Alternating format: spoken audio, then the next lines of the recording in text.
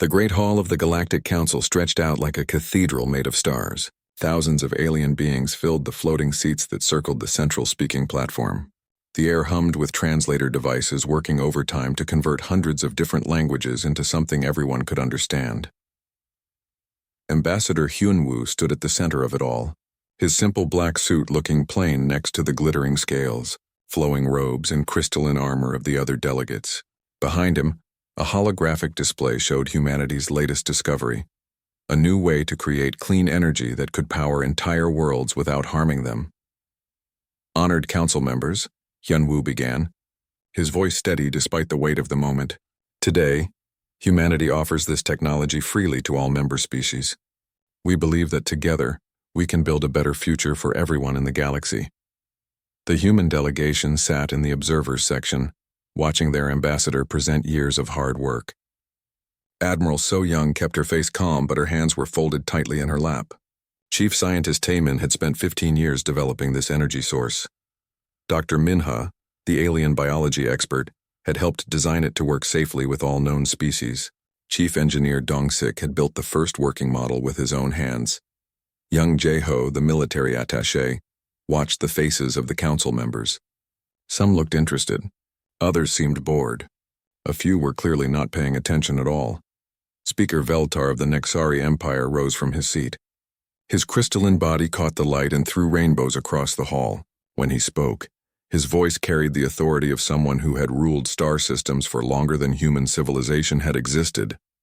Ambassador, Veltar said, and something in his tone made the entire hall go quiet. Do you really think we need help from your kind? Hyunwoo blinked. I'm sorry, Speaker. I don't understand. Of course you don't. Veltar's form shimmered as he laughed. You humans have existed for what, a few thousand years? We Nexari have been masters of space for over 50,000 years. The Zephyrians have been building star cities since before your species learned to make fire. Delegate Kixona of the Zephyrians joined in, her tentacles waving in what passed for laughter among her people. Perhaps they could help clean our waste systems, she said. That seems more fitting for creatures who still fight wars on their own planet. More laughter rippled through the hall. Not from everyone, but from enough species to make it clear which way the wind was blowing. Hyunwoo tried again. With respect, this technology could help billions of people. It doesn't matter who invented it. But it does matter, Veltar said, standing taller. You see, young human, this council represents the greatest civilizations in the galaxy. We have technologies you can't even imagine. We have solved problems your species hasn't even discovered yet. What could creatures who barely live 100 years possibly teach beings who have existed for millennia? In the observers section, Admiral So Young's jaw tightened slightly. Dr. Minha quietly closed her data tablet. Engineer Dong-sik began packing his tools. Your species is still primitive, continued another delegate. This one from the Rillan Collective. You wage wars, you pollute your worlds, you can't even agree on how to govern yourselves. Why should we trust you with real power? Because, Hyunwoo said quietly, we want to help. The hall erupted in laughter. Not the polite chuckling of before, but real, genuine amusement. Some delegates were actually holding their sides. Help us? Veltar's voice carried clearly over the noise. Oh, little human. You think we need help from barbarians? Jae-ho watched his fellow humans carefully. Taemin was staring at his hands. Minha was already standing to leave. Even calm Admiral So Young looked like she was fighting to control her expression. Let me explain something to you, Veltar continued. This council has protected the galaxy for thousands of years. We have defeated threats you couldn't comprehend. We have built wonders that dwarf anything on your little blue world. We are the guardians of civilization itself. He paused, letting his words sink in. Your species is not ready to join us. Perhaps in a few thousand years, when you've learned to behave like civilized beings, we might consider letting you serve as maintenance workers for real civilizations. Until then, take your toys and go play somewhere else. The formal vote was just ceremony after that. Every single council member voted to reject humanity's membership application. Not one abstention. Not one voice of support. The motion is denied, Veltar announced. Humanity's application for council membership is rejected. Ambassador Hyunwoo, please collect your delegation and depart. We have important business to discuss. As the humans filed out of the Great Hall, Jae-ho noticed something strange. His colleagues weren't angry. They weren't upset. They were calm. Too calm. In the shuttle back to their ship, nobody spoke for a long time. Finally, Admiral So Young broke the silence. "Taemin," she said quietly, "how long would it take to pack up our research stations?" 72 hours if we work fast," the scientist replied. "Do it, ma'am." "Pack everything, all of it. Every human facility, every research post, every trade station. Bring it all home." Dr. Minha looked up. "What about the medical exchange program?" "We're in the middle of developing treatments for 3 different species. Leave your notes. Honor our contracts. But bring our people home." Engineer Dongsik frowned. "Admiral, that's going to leave some pretty big holes in the galaxy's infrastructure. We've been maintaining a lot of their systems." "Not our problem anymore," So Young said simply. Jae-ho had never heard the Admiral's voice sound like that before. It wasn't angry. It wasn't hurt. It was something much more dangerous. It was final. "But Admiral," he said carefully, "what about our trade agreements? Our defense treaties? The monitoring stations we built for them?" "We'll honor every contract to the letter," So Young replied. "But we won't be signing any new ones. They've made their position clear. We're too primitive to be trusted with real responsibility." She looked out the shuttle window at the vast council station floating in space, home to hundreds of species working together. "So we'll stop being responsible for them." The shuttle docked with the human ship, and within an hour, coded messages were being sent to every human outpost in the galaxy. The messages were short and simple: "Come home." As their ship prepared to leave council space, Jae-ho watched the great station growing smaller behind them. He thought about all the human engineers keeping alien systems running, all the human doctors treating alien diseases, all the human traders making sure goods flowed between worlds that couldn't stand each other. He wondered what would happen when they all just stopped. The ship jumped to hyperspace, carrying the human delegation back toward their own worlds. Behind them, the council continued their important business, confident that they had made the right choice. They had no idea what was coming. Kwan Ho finished uploading the last of his files to the Nexari Central Database. 20 years of trade reports, supply chain analysis, and economic forecasts. All of it neat, organized, and complete. He had always been thorough in his work. The Nexari clerk who came to process his departure seemed confused. "You are leaving because of vacation time?" the crystal being asked, his translation device struggling with human concepts. "Something like that," Kwan Ho replied, sealing the final data packet. "My replacement should be here in a few days." "But there is no replacement listed in our files." Kwan Ho shouldered his travel bag. "I know." 3 star systems away, Boram was shutting down the massive industrial complex on Zephyr 7. The facility had been running non-stop for 8 years, producing specialized components that 17 different species relied on. Now the production lines were going quiet one by one. Her Zephyrian supervisor floated over, tentacles waving in agitation. "Engineer Boram, the production schedule shows 3 more months of critical orders. You cannot simply stop production." "All current orders will be completed," Boram said, not looking up from her control panel. "After that, the facility will be closed. But who will take over operations?" "That's not my problem to solve." The supervisor's tentacles turned a worried shade of purple. "You are contracted for another 2 years."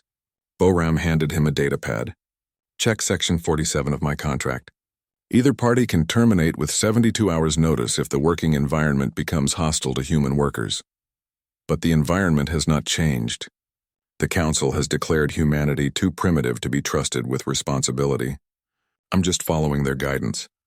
Across the galaxy, the same scene was playing out thousands of times. Sungmin, who had lived on the Thalaxian homeworld for 20 years and married a local, quietly packed his family's belongings. His Thalaxian wife was confused and hurt.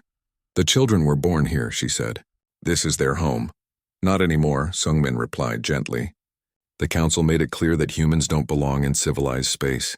But that was just politics. Council Speaker Veltar doesn't speak for all of us." Sungmin paused in his packing.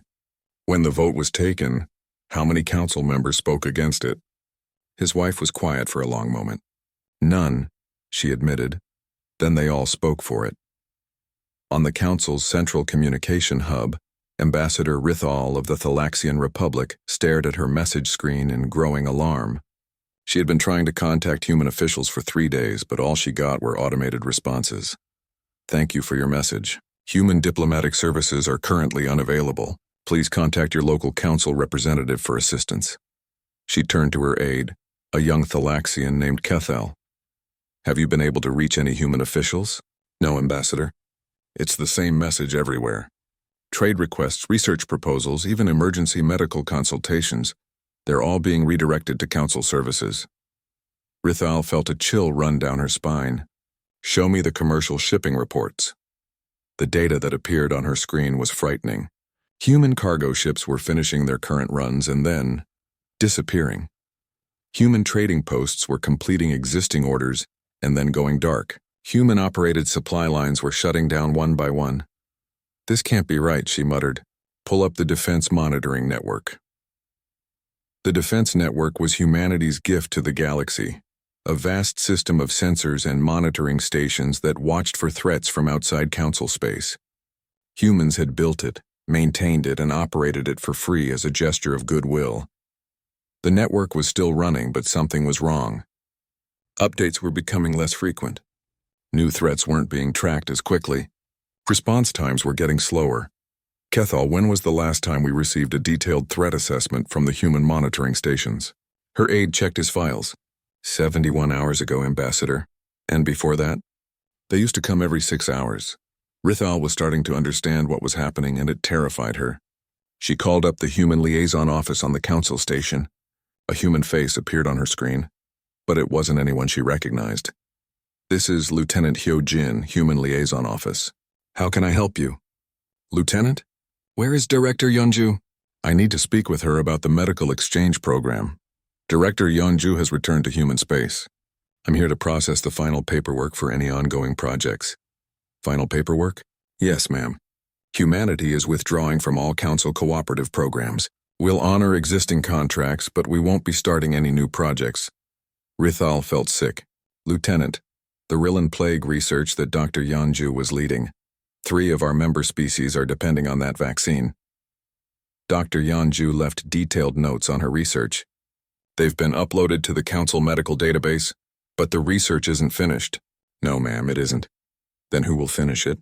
Lieutenant Hyojin's expression didn't change. "That's not a human responsibility anymore, Ambassador." The connection ended, leaving Rithal staring at a blank screen. On the Nexari homeworld, Chief Engineer Tarvek was dealing with a crisis. The energy systems that powered their capital city were failing, and no one could figure out why. The technology was human-designed, but the Nexari had been operating it for years without problems. "Run the diagnostic again," he ordered his team. "Sir, we've run it 12 times. The systems check out perfectly, but the power output keeps dropping." Tarvek studied the readouts. The fusion reactors were running normally. The distribution network was intact. But somehow the entire grid was becoming less efficient every day. "When did this start?" 3 days ago, sir. Right around the time the human technical advisors left." "Left? I didn't authorize any departures." His assistant brought up the personnel files. They all submitted proper termination paperwork. 72-hour notice as required by their contracts. Tarvek stared at the files. 12 human engineers all leaving at the same time. Engineers who had been keeping their power grid running smoothly for 8 years. Did they say why they were leaving? One of them, Engineer Wonshik, left a note. It says, "System maintenance protocols are in the technical manual. Section 847 through 1200. Good luck." Tarvek felt a sinking feeling in his stomach. "Show me Section 847. The manual that appeared on his screen was over 3,000 pages long. It was written in technical language so complex that it hurt to read. And according to the index, the really important stuff was in sections that required human-level mathematics to understand. "Sir," his assistant said quietly, "I don't think we can run these systems without human help." Across the galaxy, the same realization was dawning on thousands of officials. The humans weren't just leaving. They were taking their knowledge with them. Dr. Yeonju's plague research was stored in the Council database, but it was incomplete. The final breakthrough, if there was one, was locked in her head, millions of light years away. The communication networks that allowed different species to talk to each other were starting to malfunction. Human-designed translation protocols were becoming buggy without regular updates. Trade routes that had run smoothly for decades were becoming chaotic. Human logistics experts had been quietly optimizing shipping schedules and preventing conflicts. Without them, cargo ships were arriving late, Supplies were getting lost and tempers were getting short.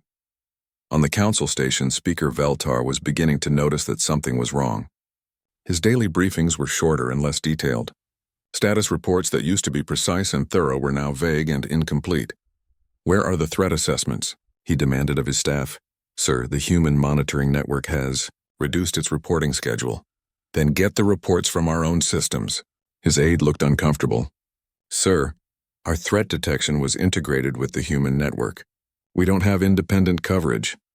Veltar felt the first flutter of something that might have been worry. "What about trade status reports?" "Also provided by human analysis systems, sir." "Economic forecasts?" "Human-generated, sir." "Infrastructure monitoring?" "Primarily human-managed, sir." Veltar was quiet for a long moment. Then he asked the question he was beginning to dread. Exactly how much of our day-to-day operations depended on human services? His aide consulted his files for several minutes before answering. When he spoke, his voice was very small. "Most of it, sir." In human space, Admiral So Young was reading reports from across the galaxy. Production shutdowns, communication failures, system malfunctions, supply chain disruptions. Jae-ho, now promoted to her senior staff, looked over her shoulder. "Admiral, the Council is starting to send emergency requests for technical assistance." "What's our response?" "Standard form letter. Humanity appreciates your confidence in our technical capabilities. But as established by Council vote, humans are too primitive to be trusted with such responsibilities. Please contact your local council representatives for assistance." So Young nodded. "Good. How long before they start to really panic?" "Our analysts estimate 6 months before major system failures, 1 year before critical infrastructure collapse." "And how long before they swallow their pride and apologize?" Jae-ho smiled grimly. "That might take a lot longer, Admiral." So Young looked out at the stars of human space, growing stronger and more advanced every day, now that all their best people were working for humanity instead of fixing other species' prob. 6 months had passed since the humans left, and the galaxy was starting to crack. On Nexari Prime, Chief Engineer Tarvek stood in the darkened control room of what used to be the most powerful energy facility in Council space. Half the city was running on backup power, and the backup systems were failing too. "Show me the fusion reactor status," he ordered wearily. His assistant, a young Nexari named Koltar, brought up the displays. "Reactor 3 is offline for the 4th time this week. Reactor 7 is running at 60% efficiency. The stabilization systems keep failing." Tarvik had been studying the human technical manuals for months, but they might as well have been written in an alien language, which he supposed they were. "The stabilizers were designed by engineer Wanshik," he muttered. "The mathematical principles are based on human physics theories that we never fully understood. Sir, what if we just try to rebuild the stabilizers from scratch using Nexari technology?" Tarvek had already considered that. It would take us 50 years to develop equivalent technology, and that's assuming we could understand the underlying principles, which we can't. A new alarm started sounding. Reactor 5 was overheating. "Emergency shutdown," Tarvek ordered.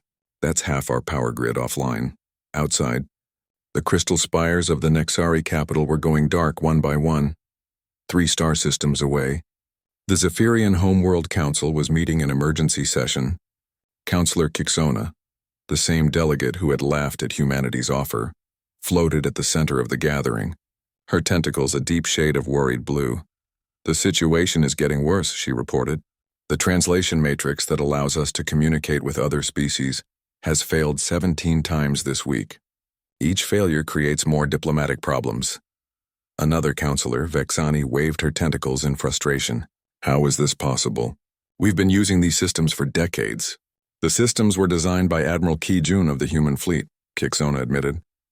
"The communication protocols were based on human linguistic analysis. We never learned how to maintain them properly." "Then get Ki-jun back." "We tried. The human government says that Ki-jun is too busy with primitive barbaric activities to help civilized species with their technical problems." The council chamber fell silent. They all recognized their own words being thrown back at them. "What about our trade networks?" asked Councillor Mirith. Kixona's tentacles turned an even deeper blue. "Collapsing. Without human logistics coordination, we're having supply chain failures across 47 systems. Some colonies aren't getting food shipments, others are receiving things they never ordered. And the economy? The Galactic Credit Exchange has crashed 3 times in 2 months. Each crash is worse than the last. Vexani's tentacles curled with anxiety. But how is that possible? The exchange has been stable for centuries. It was stable because of economic analysis algorithms designed by a human named Sujin. She built systems that detected and prevented cascade failures. Without those systems, Kixona trailed off. Without those systems, we're seeing the real instability that was always there. Mireth finished. The humans were holding everything together.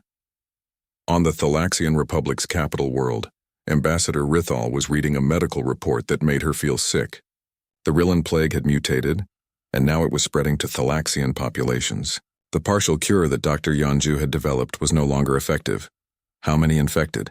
She asked her medical advisor. 47,000 on the homeworld. Reports from the colonies are still coming in, but the numbers are not good. Rithal stared at the data. Dr. Yanju had been close to a complete cure when she left. Her research notes showed that she was maybe weeks away from a breakthrough. Have our scientists been able to continue her work? The medical advisor looked uncomfortable. Ambassador, Dr. Yanju's research was based on biological principles that we don't fully understand. She combined Thalaxian cellular biology, Rillan virus mechanics, and human immunology in ways that our best scientists can't replicate. Then contact her. Offer her anything she wants to come back. We tried. The Human Medical Authority said that Dr. Yanju is currently engaged in barbaric medical practices that are inappropriate for civilized beings. Rithal closed her eyes. Those were almost the exact words that the Council had used to describe humanity. Meanwhile, in the deep monitoring stations at the edge of Council space, automated systems were recording something that should have been impossible. The sensors were detecting massive energy signatures, moving through the dark space between galaxies, but there was no one watching the sensors. The human intelligence network that had monitored threats from outside the galaxy had gone dark. Admiral Ji-hoon and his team of strategic analysts had returned to human space, taking with them their knowledge of every potential threat in the galaxy. The automated systems dutifully recorded the approaching signatures, filed them in databases, and sent out standard alert messages. But the alert messages went to human monitoring stations that were no longer staffed. In human space, those same monitoring stations were very much active. Human scientists were tracking the approaching threat with growing concern. It's definitely the Void Swarm, reported Dr. Haywan, humanity's new chief threat analyst. They're following the energy trail from the galaxy's inefficient power systems. Admiral So-young studied the sensor data. How long before they arrive? 18 months, maybe 24 if they stop to feed on some of the dead systems along the way. And the Council? Still has no idea they're coming. Without our monitoring network, they're basically blind to external threats. Jeho, now a captain, looked up from his intelligence reports. Admiral, should we warn them? So-young considered this. Did they warn us when they voted to exclude humanity from Council membership? No, ma'am. Did they consider the consequences of their actions when they insulted our entire species? No, ma'am. Then they can discover this threat the same way they discover everything else these days, when it's too late to do anything about it. Back in Council space, the infrastructure failures were accelerating. The Nexari Empire was fracturing as energy shortages led to resource wars between different crystal castes. The Zephyrians' trade networks had collapsed so badly that some colonies were reverting to barter systems. The Rillan Collective was under quarantine as the plague spread beyond control. Speaker Veltar sat in his private chambers, reading report after report of system failures, economic crashes, and social unrest. Every single problem could be traced back to the departure of human technical experts. His aide entered with another stack of urgent messages. Sir, the Zephyrian Homeworld Council is requesting immediate assistance with their communication systems. The Thalaxian Republic is asking for medical research support. The Rillan Collective wants help with biological containment protocols. And what did you tell them? That the Council would consider their requests at the next full session. Veltar almost laughed. The next full session is in 6 months. By then, half of these governments will have collapsed. Sir, perhaps we should consider reaching out to the humans directly? Veltar's crystalline form flared with anger. Absolutely not. We are the Galactic Council. We do not beg for help from primitive species. But sir, if we don't get help soon, then we'll solve these problems ourselves. We are advanced civilizations. We've survived for thousands of years without human help. His aide was quiet for a moment. Then he asked, Sir, how exactly did we survive for thousands of years? What did we do before the humans arrived? Veltar started to answer, then stopped. The uncomfortable truth was that before humans arrived, council space had been smaller, less efficient, and far less stable. Human technology and expertise had allowed the council to expand and prosper in ways they had never managed before. That's different, he said finally. We were adapting to their presence. Now we just need to readapt to their absence. And how long will that take, sir? Veltar looked out his window at the council station, where half the lights were flickering due to power management problems. As long as it takes. But even as he said it, he knew it wasn't true. The humans hadn't just been helping with council technology. They had become essential to its operation. And now, without them, everything was falling apart. In the depths of space, the Void Swarm continued its approach. The ancient entities could smell the chaos and inefficiency of the council's failing systems. To them, it was like blood in the water. They were coming to feed, and the only species in the galaxy that knew they were coming was the one that the council had declared too primitive to matter. The humans watched, and waited, and prepared for what was about to happen. The galaxy was about to learn a very expensive lesson about the difference between primitive and patient, between barbaric and restrained, between weak and simply choosing not to use one's strength. The council had insulted humanity and demanded that they leave. Soon, they would understand exactly what they had lost. 2 years after the humans left, the galaxy was dying. The Nexari Empire had split into 3 warring factions when their central power grid finally collapsed completely. The Crystal Lords controlled the northern territories, the Shard Princes held the core worlds, and the Prism Republic claimed the outer systems. They were fighting over the few remaining energy sources, and none of them could fix the technology that had once made their empire great. Councillor Talvex of the Crystal Lords stood in what used to be the greatest city in council space. Now it was dark and cold, its beautiful crystal spires cracked and lifeless.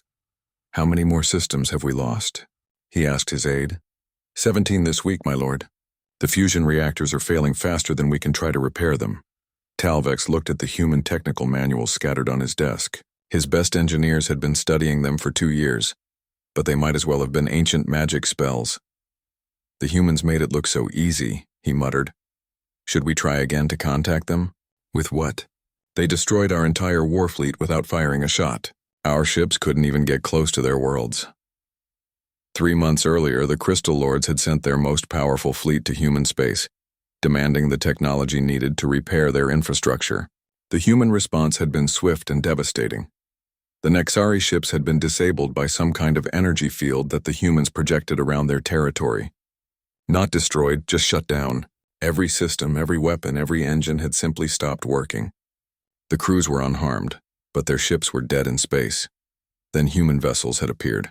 Sleek, powerful ships that looked nothing like the crude transports the Council remembered. They had towed the disabled Nexari fleet to the edge of human space and sent them home with a simple message. Aggressive actions toward human citizens will result in proportionate responses. The Nexari had gotten the message. Humanity was no longer the primitive species they remembered. On the Zephyrian homeworld, the situation was even worse. Counselor Kixona floated in the ruins of what had been the Galactic Communications Center. The translation systems had failed so completely that different Zephyrian colonies could no longer talk to each other. Status report on the plague. Situation, she ordered her. 43 colonies under quarantine. The modified Rillan virus has spread to 17 different species now. Death toll is approaching 2 million. Kixona's tentacles turned pale with grief. Dr. Yanju might have prevented all of this. Her research had been so close to completion when she left. Any word from the Thalaxian Republic? They're too busy dealing with their own plague outbreak to help us. Ambassador Rithal is reportedly dying from the virus herself. Kixona closed her eyes. Rithal had been one of the few council members who had seemed uncomfortable with the treatment of humanity. Not uncomfortable enough to vote against it, but still. And the economic situation? The Galactic Credit Exchange crashed again yesterday. This time it took down the banking systems of 7 different species. Some worlds are running out of food because they can't pay for shipments. Kixona stared out at the darkening sky. Zephyr 7, the industrial world that Boram had managed, was visible as a dim star. It had been dark for 6 months now, its factories silent and empty. How did we become so dependent on them? She whispered. Her aide was quiet for a moment before answering. I've been studying the records. The humans didn't just help us. They quietly took over all the jobs that no one else wanted to do. The boring maintenance work, the complex analysis that required too much patience, the dangerous monitoring missions in deep space. And we never noticed because the work kept getting done. We noticed. We just didn't care who was doing it as long as it wasn't us. In the depths of space, the automated monitoring stations were still recording the approach of the void swarm. The entities were massive, each one the size of a small moon, and they moved in formations that suggested terrifying intelligence. The first scout ships had already reached the outer edge of Council space. They fed on energy, and the galaxy's inefficient power systems were like a feast laid out before them. A Rillan research station was the first to die. The scientists working there had no warning. Their communication systems had failed weeks ago. The void entity simply engulfed the station and absorbed every bit of energy it contained. The station, the crew, everything, gone in minutes. The same fate befell a Nexari mining facility, then a Zephyrian trading post. Each attack fed the entities and made them stronger, but no one knew what was happening.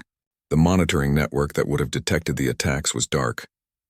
The communication systems that would have spread the warning were broken. The response fleets that might have investigated were fighting each other over resources. Only humanity knew what was coming.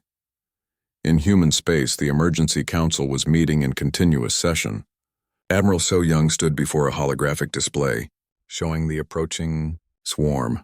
They're following the energy signatures from Council space, reported Dr. Haywan. The inefficient power systems are attracting them like a beacon. How long before they reach the core worlds? Asked Captain Jeho. 6 months to the Nexari homeworld. 8 months to reach the Zephyrian system. The Thalaxian Republic might have a year. General Kyung Min, the new head of Human Defense Forces, studied the tactical displays. And if they're not stopped in Council space? They'll keep coming, Haywan said grimly. The entire galaxy will be consumed, including human space. The room fell silent. Everyone understood what that meant. So Young looked around the table at humanity's leadership. 2 years ago, they had been rejected and insulted by the Council. Now they were the only hope for the galaxy's survival. Options? She asked.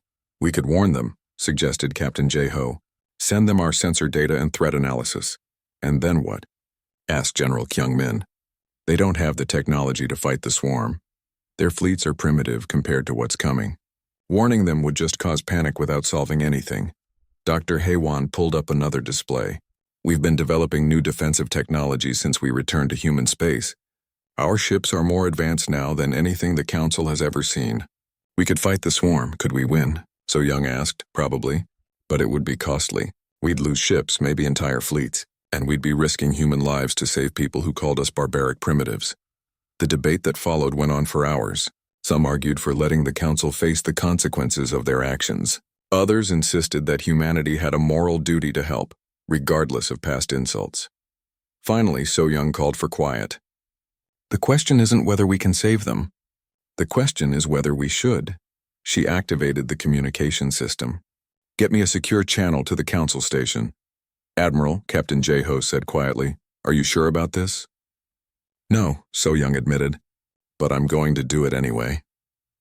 The face that appeared on the screen was Speaker Veltar, though he looked nothing like the proud, confident leader who had dismissed humanity 2 years earlier.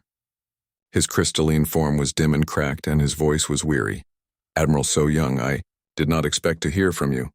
Speaker Veltar, I'm calling to inform you that your space is under attack by an extragalactic threat called the Void Swarm. You have approximately 6 months before they reach your core worlds, Vel. Tar's form flickered with confusion. Attack? We have detected no hostile forces. That's because your monitoring networks are non-functional. The entities have already consumed 17 outer facilities. How do you know this? Because unlike the Council, we maintained our deep space monitoring capabilities. Veltar was quiet for a long moment. Then he asked, "Why are you telling me this?" So Young looked at her staff, then back at the screen. "Because despite what you think of us, we're not going to stand by and watch the galaxy burn. And what do you want in return? Nothing. Nothing? The Council made it clear that humanity is too primitive to be part of galactic civilization. We're simply offering information that you can choose to act on or ignore." Veltar's voice was very small when he spoke again. "Admiral, our fleets can't fight a threat like this. Our technology has degraded too far without human maintenance." "I know. Could humanity fight them?" So Young nodded slowly. "Yes, we could. Would you?" The question hung in the air between them. 2 years of insults, 2 years of contempt, 2 years of being called barbaric primitives. So Young looked at Captain J-Ho, who gave her a slight nod. "Yes," she said finally. "We would fight for the galaxy. But the galaxy we save won't be the same as the one that rejected us." The transmission ended, leaving the human leadership alone with their decision. Outside the windows of their ship, human space stretched out in all directions, stronger, more advanced and more unified than it had ever been. The humans had used their 2 years of isolation well. Soon, they would have to prove whether they were truly better than the species that had cast them out. The Void Swarm was coming, and humanity was the galaxy's only hope. The war room on the human flagship was buzzing with activity. Admiral So Young stood at the center of it all, watching as her officers coordinated the largest military operation in human history. "Fleet status report," she ordered. Captain J-Ho consulted his displays. 200 ships assembled and ready. Admiral Dong Hyun's squadron is protecting the core worlds. Admiral Min Jun's battle group is moving to intercept the advanced swarm elements. Casualties? None yet. But the real fighting hasn't started. Through the viewports, they could see the human fleet stretching out in all directions. These weren't the simple transport ships that the Council remembered.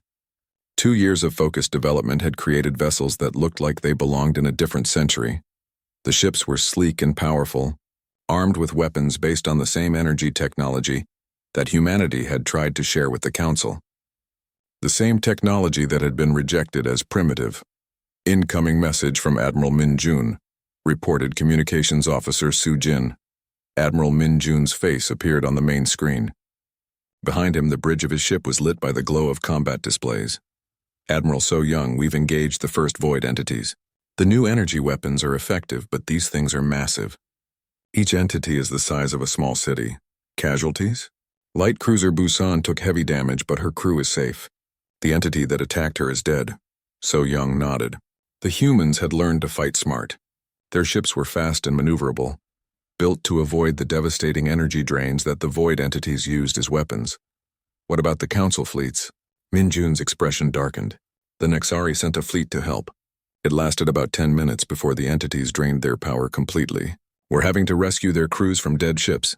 Any word from Speaker Veltar? He's requesting permission to coordinate with our forces." So Young almost smiled. 6 months ago, Veltar had been dismissing humanity as too primitive to contribute to galactic civilization. Now he was asking for permission to help defend his own space. Tell him his forces can assist, but only under human command.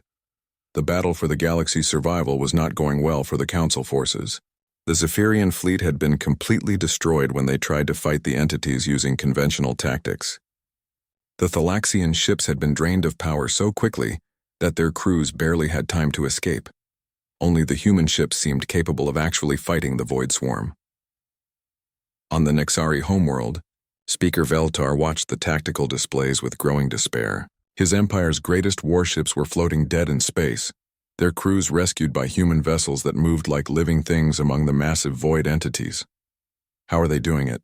he asked his tactical advisor. "Their ships seem to be powered by some kind of energy technology that the entities can't drain," the advisor replied. "And their weapons are specifically designed to disrupt the entity's energy absorption capabilities." Veltar studied the display showing human ships dancing around void entities 10 times their size, striking with precise energy bursts that caused the massive creatures to collapse and die. "It's the technology they offered us," he realized. "The energy source we rejected as primitive. Sir, their weapons, their power systems, their defensive capabilities. It's all based on the technology that Ambassador Hyunwoo tried to give us 2 years ago." The advisor was quiet for a moment. The technology we said was too primitive for civilized species to use. Veltar closed his eyes. The irony was devastating. Humanity had tried to give the Council the very technology that could have prevented this disaster. Instead, the Council had insulted them and driven them away.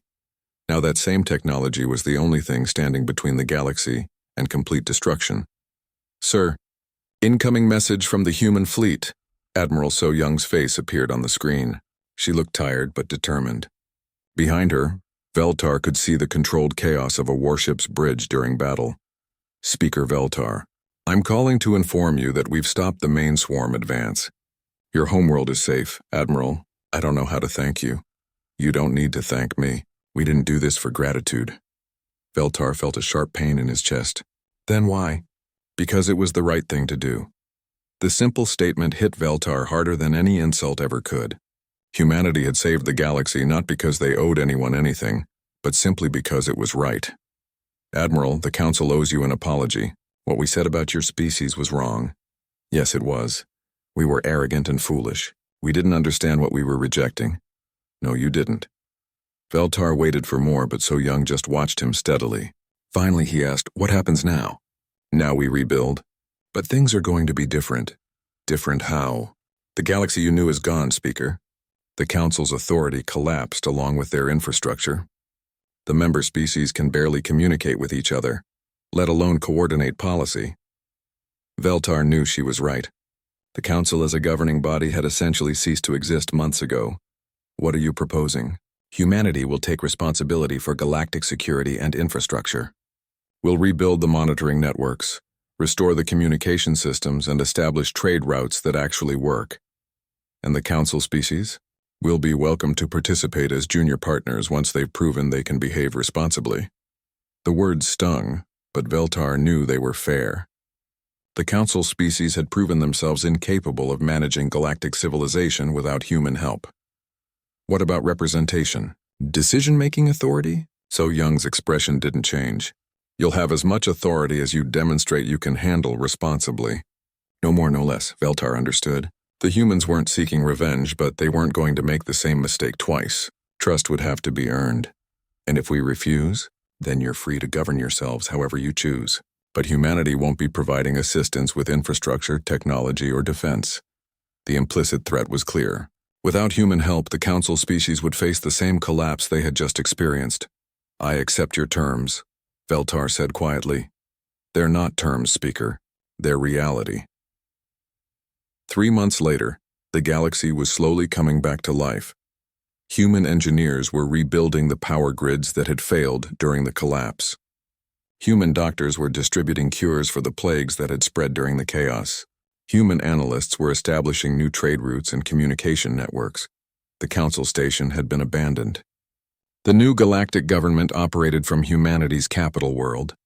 With humans in all the key positions, Ambassador Rithal, recovered from her illness thanks to human medical technology, served as the liaison for the former Council species. She had the title of Special Advisor, which everyone understood meant she could give suggestions but had no real authority. "How are the reconstruction efforts going?" Admiral So Young asked during their weekly meeting. "Better than expected," Rithal replied. "The Nixari crystal cities are getting power again. The Zephyrian colonies are back in communication with their homeworld. The Rillan quarantine zones are being cleared." "And the attitude among the former Council species?" Rithal was quiet for a moment. "Mixed. Some are grateful. Others are resentful that they have to take orders from species they once considered primitive." "And what do you tell them?" "I tell them that primitives don't build ships capable of defeating the Void Swarm. I tell them that barbarians don't risk their own lives to save people who insulted them." So Young nodded. "Good. Admiral, may I ask you something?" "Of course. Why didn't you let us face the consequences of our actions? You had every right to let the swarm destroy us." So Young looked out the window at the busy space lanes around the human capital. Ships from dozens of species were coming and going, all following human traffic control protocols, all protected by human defense systems. "Because we choose to be better than you were," she said finally. Rithal felt tears forming in her eyes. "We don't deserve your mercy." "No, you don't. But mercy isn't about what people deserve. It's about who we choose to be. Captain J-Ho entered the room with a data pad. Admiral, we've received the final casualty reports from the Void War. How bad? 18 human ships lost. 412 crew members killed in action. So Young closed her eyes. 400 humans had died saving a galaxy that had rejected them. And council species casualties? Approximately 2 million, mostly from the plague outbreaks and infrastructure failures before the war even started. Rithal made a sound of grief. 2 million people who might still be alive if we had accepted your offer 2 years ago. Maybe, So Young said. But we can't change the past. We can only decide what kind of future we want to build. She turned to look at Rithal directly. The question is, what kind of future do your people want to be part of? Rithal thought about the council chambers where Speaker Veltar had once dismissed humanity as barbaric primitives. Those chambers were empty now, their crystal walls cracked and dark. She thought about the new galactic government, where humans worked alongside aliens who had learned to respect their capabilities and wisdom. She thought about the future her children would inherit, a galaxy where cooperation was valued over arrogance, where competence mattered more than age, where the phrase barbaric primitive would be remembered as a shameful reminder of past mistakes. We want to be part of the future you're building, she said. And we want to,